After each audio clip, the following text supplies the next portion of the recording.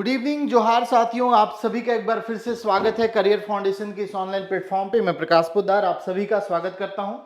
और आज जो दिन में हमने वीडियो बनाया था जेट की नियमावली से संबंधित, उसमें एक सवाल बहुत ज्यादा कमेंट में आए हैं, ठीक है, कि क्या एनआईओएस से जो डीएलएड किए थे वो इस फॉर्म को अप्लाई कर सकते हैं या नहीं कर सकते हैं। ठीक है, इस तरह के सवाल बहुत आए हैं और भी कुछ कुछ सवाल आए हैं जिसको इस सेशन में मैं हल करने का प्रयास करूंगा, है ना। तो जेटेट अभी सबसे ट्रेंडिंग न्यूज है। जेटेट आज नियमावली भी आ गई है और चूंकि सरकार को जल्द से जल्द जेटेट की परीक्षा लेनी है, ऐसे कोर्ट का भी आदेश है सरकार के पास। क्यों आदेश है? क्योंकि दोस्तों आपको पता होगा कि जो अभी सहायक आचार्य की भर्ती प्रक्रिया चल रही है, उस भर्ती प्रक्रिया में सीटेट वालों को भी सहायक आचार्य भरने के लिए बोल दिया है। लेकिन सीटेट वालों पर एक कंडीशन लगा हुआ है कि जो जेटेट की परीक्षा होगी उसमें आप सभी को पास करना होगा, एक ही बार में पास करना होगा, तभी आपकी नौकरी रहेगी, नहीं तो आपकी नौकरी चली जाएगी। तो वर्तमान जो सहायक आचार्य की जो परीक्षाएं जो चल रही हैं, उन सभी के लिए भी ये जेटेट परीक्षा देना अनिवार्य होगा। खासकर वैसे लोग जो जेटेट पास नहीं किए हैं और सीटेट पास करके सहायक आचार्य की परीक्षा दे रहे हैं। और सरकार को भी बोला गया है कि आपको एक टाइम ड्यूरेशन दिया गया है कि इसके अंदर आपको जेटेट की परीक्षा ले लेनी है। ठीक है, तो इसलिए भी जेटेट की परीक्षा जल्दी होने वाली है, समझ रहे हैं ना। क्योंकि सहायक आचार्य की परीक्षा भी इसके कारण इससे रिलेट करती है जो अभी चल रही है। अब देखो, जो एनआईओएस का मतलब जो लोग खासकर इससे जुड़े होंगे उनको समझ में आ गया होगा कि 2018-19 के आसपास सरकार के द्वारा, खासकर केंद्र सरकार के द्वारा एक प्रोग्राम चलाया गया था, एक योजना चलाई गई थी, प्रशिक्षण योजना, जिसके तहत बहुत सारे लोगों ने डीएलएड की डिग्री ली थी। ठीक है, डिप्लोमा इन एजुकेशन, है ना। और खासकर वो जो योजना चलाई गई थी ना, तो उसमें भारी संख्या में लाखों लोग ऐसे हुए जो मात्र 18 महीने में डीएलएड की डिग्री जो है प्राप्त कर लिए। ठीक है, डिप्लोमा एजुकेशन में डिप्लोमा प्राप्त कर लिए। इसमें यह नहीं देखा, सब लोगों ने सोचा सस्ता में हो रहा है, 15,000 में हो रहा है तो कर लेते हैं, और ऐसे संख्या लाखों में थी। आज जो अधिकतम जो कमेंट आ रहे हैं उन्हीं लोगों के आ रहे हैं जो इस एनआईओएस के तहत 18 महीने में जिन्होंने वो कोर्स किया है, 18 माह वाला कोर्स जो लोगों ने किया है, तो वो इस फॉर्म को अप्लाई कर सकते हैं कि नहीं, ये सवाल है ना। तो देखो दोस्त, जैसा कि नियमावली में लिखा हुआ है, नियमावली के अकॉर्डिंग एनआईओएस वालों को कोई रोक नहीं है। लेकिन यहां लेकिन लगाना बहुत जरूरी था, है ना। जो नियमावली नई जेटेट की आई है उसके अकॉर्डिंग कहीं ऐसा कुछ लिखा हुआ नहीं है कि कौन नहीं भर सकते हैं। उसमें लिखा हुआ है कि अगर आपके पास डिप्लोमा एजुकेशन की डिग्री है या फिर डिग्री है आपके पास, बीएड है, अगर आपके पास बैचलर डिग्री है या डिप्लोमा है तो आप फॉर्म अप्लाई कर सकते हैं, यही लिखा हुआ है। उसमें रोका तो नहीं गया है। हाँ, उसमें यह स्पष्ट किया गया किसको 50% वालों को किसको करना है, किसको 45% वालों को करना है, वो सब है।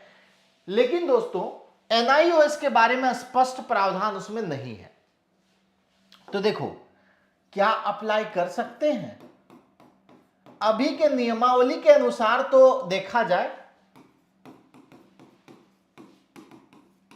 तो इसका आंसर हो जाएगा हां, अप्लाई तो कर सकते हैं, अप्लाई करने में कोई दिक्कत नहीं है। लेकिन दिक्कत बाद में हो सकती है। ठीक है, दिक्कत बाद में इसलिए हो सकती है क्योंकि न्यायालय का एक डिसीजन आया था न्यायालय का एक डिसीजन आया था, हाई कोर्ट का भी आया था, शायद सुप्रीम कोर्ट का भी डिसीजन आया था, और ये डिसीजन बिहार और उत्तर प्रदेश के कुछ मामलों के लिए आया था। क्योंकि केंद्र सरकार जब ये डिग्री करवा रही थी तो इसमें लाखों लोगों ने इसको कर लिया था।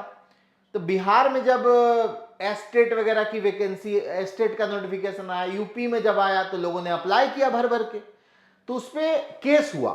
ठीक है, उस पर केस हुआ, तो केस होने के बाद न्यायालय का ये डिसीजन आया था कि ये जो है, ये जो अहर्ता है ना, ये जो पास किए हैं इस चीज में 18 महीने में कोर्स करके, इस अहर्ता को इनवैलिड करार दे दिया कि ये वैलिड नहीं है। तो देखो यहां भी कुछ वैसा सिचुएशन आ सकता है। फॉर्म अप्लाई करने का तो अप्लाई कर दीजिएगा आप लोग, फॉर्म तो अप्लाई हो जाएगा, लेकिन बाद में क्या होगा कि हो सकता है कि कोर्ट के द्वारा कोई हस्तक्षेप कर दे, या फिर विभाग को इस कोर्ट के निर्णय की जानकारी प्रॉपर हो जाए, तो वैसे लोगों को रोका जा सकता, हो सकता है कि पास करने के बाद भी आपकी जो क्वालिफिकेशन है उसको खत्म की जा सकती है। समझ पा रहे हैं ना? तो स्पष्ट प्रावधान नियमावली में तो नहीं दिया है, लेकिन हम लोग इसके लिए नोटिफिकेशन का इंतजार कर सकते हैं। अगर नोटिफिकेशन में ऐसा कुछ स्पष्ट लिख दिया कि एनआईओएस से जिन लोगों ने सर्टिफिकेट प्राप्त किया है वैसे लोगों को भरना है कि नहीं भरना है, अगर नोटिफिकेशन में यह बात क्लियर कर दिया तब तो कोई बात नहीं, तब तो वहीं पे दूध का दूध पानी का पानी हो जाएगा।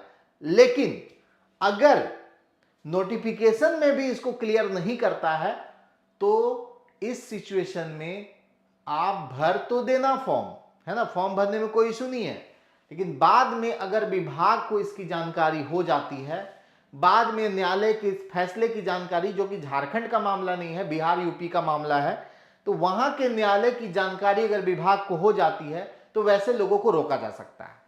अब देखो, वैसे सभी लोगों को नहीं रोका जा सकता है। एनआईओएस से जो लोग प्राप्त किए हैं दोस्तों, ये एक्चुअली केंद्र सरकार की योजना थी ना, आखिर क्यों रोका जा सकता है? एनआईओएस से जो लोग सर्टिफिकेट प्राप्त किए हैं और पढ़े हैं, है ना, एनआईओएस का जो सर्टिफिकेट है, ये योजना निकाला गया था किसके लिए? पारा जो शिक्षक हैं, पारा शिक्षक जो सरकारी स्कूल में जो पारा शिक्षक जिनको ट्रेनिंग नहीं प्राप्त है, वैसे लोगों की ट्रेनिंग के लिए ये योजना निकाली गई थी। तो उन लोगों के लिए तो वैलिड है। जो लोग पारा शिक्षक हैं, जो लोग सरकारी स्कूल में शिक्षक थे और उनको प्रशिक्षण नहीं मिला हुआ था, तो सरकार की इस योजना के तहत अगर वो प्रशिक्षण ले लिए हैं तो उनको तो कोई दिक्कत नहीं है, क्योंकि योजना उन्हीं के लिए लाई गई थी।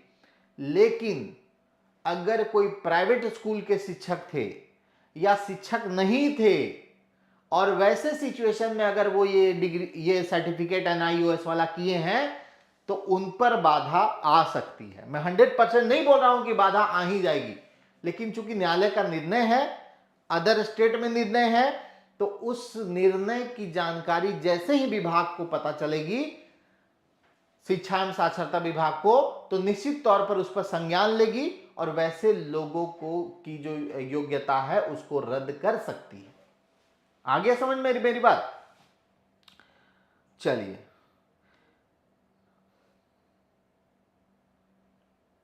हाँ, और एक बहुत सारा डाउट है कि अपीयरिंग में है, बीएड अपीयरिंग में है, डीएलएड अपीयरिंग में है, तो अपीयरिंग वाले भर सकते हैं कि नहीं? बिल्कुल भर सकते हैं, अपीयरिंग वाले बिल्कुल भर सकते हैं दोस्तों। लेकिन प्रॉब्लम यहां पर यह है कि जेटेट एग्जाम होने तक, ठीक है, जेटेट एग्जाम होने तक उनका रिजल्ट आ जाना चाहिए। ठीक है, जेटेट एग्जाम होने तक उनका रिजल्ट अगर आ जाता है तब तो कोई दिक्कत नहीं है, अपीयरिंग वाले भी इस फॉर्म को अप्लाई कर सकते हैं। ठीक है, और कोई डाउट रह गया है? बोलिए अगर कोई डाउट है तो। चलिए, तो दो बातें हैं यहां पर।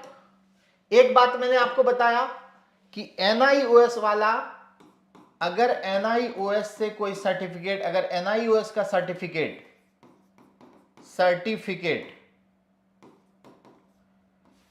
किसी सरकारी सरकारी विद्यालय के शिक्षक के पास है, पारा शिक्षक के पास अगर है, अगर वो इसके तहत ट्रेनिंग किए हैं तो इनका तो कंफर्म है कि ये भर सकते हैं, इनको कोई दिक्कत नहीं होगा, इनको किसी तरह की कोई दिक्कत नहीं आएगी।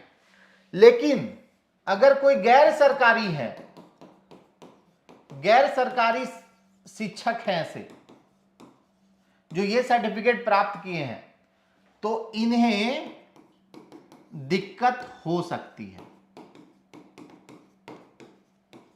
ठीक है, इनको दिक्कत हो सकती है, ये विभाग पर डिपेंड करेगा।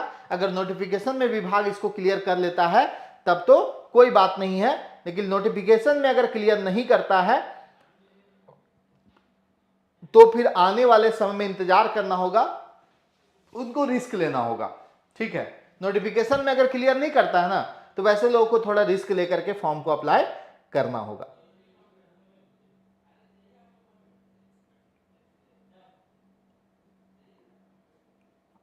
नहीं, एक्चुअली वीडियो इसलिए बनाना पड़ा ना दोस्त, क्योंकि लगातार कमेंट आ रहे थे, तो लोग परेशान होते हैं ना, तो थोड़ा सा उनकी परेशानी को कम कर देना चाहिए, है ना। तो ये लोग तो बिल्कुल अब परेशान नहीं है इस बात से, ये लोग तो अब बिल्कुल परेशान नहीं है, क्योंकि इनके लिए योजना निकाली गई थी। ये लोग अगर उससे ट्रेनिंग लिए हैं तो निश्चित तौर पर इनको कोई दिक्कत नहीं है। लेकिन अगर कोई सरकारी स्कूल के शिक्षक नहीं है, पारा टीचर नहीं है, और वो अगर इसके थ्रू ट्रेनिंग ले लिए हैं इस प्रोग्राम के तहत, तो वैसे लोगों को दिक्कत आ सकती है, तो उनको रिस्क लेना होगा। ठीक है, या नोटिफिकेशन में क्लियर हो जाए तब तो कोई बात नहीं है, लेकिन नोटिफिकेशन में अगर क्लियर नहीं होता है तो वैसे लोगों को रिस्क लेना पड़ेगा। ठीक है, बीटेक वाली जो बात है ना, बीटेक वाले हमारे मित्र एक पूछ रहे हैं बीटेक वाले भर सकते हैं कि नहीं। तो देखो, बीटेक वाली जो सूचना है हम एक अलग वीडियो में आप लोग को देंगे और स्पष्ट देंगे। ठीक है, स्पष्ट तरीके से देंगे। हाँ, ठीक है। तो चलिए, यही छोटी सी जानकारी आप लोग को देनी थी, फिर मिलते हैं आप लोगों से। हाँ, और जो लोग तैयारी शुरू कर चुके, तैयारी करना चाहते, देखो हमारा बैचेज वगैरह स्टार्ट हो गया है और अभी 30 जून तक स्पेशल डिस्काउंट है। 30 जून तक स्पेशल डिस्काउंट है।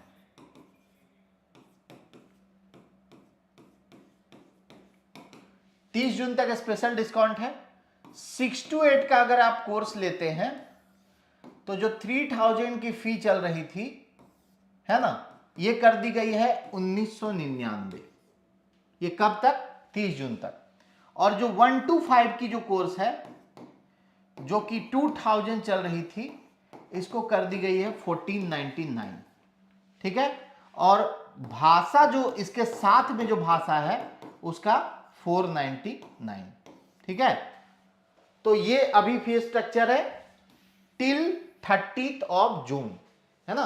तो इस डिस्काउंट में अगर आप एडमिशन लेने के लिए इच्छुक हैं तो 30 जून से पहले ले लीजिएगा। ऑफिशियल नंबर है 91556891707080280288। ठीक है, ये दोनों नंबर है, इन नंबरों पर संपर्क करके व्हाट्सएप करके आप एडमिशन के रिगार्डिंग जानकारी ले सकते हैं। ठीक है, चलिए, थैंक यू सो मच जुड़ने के लिए।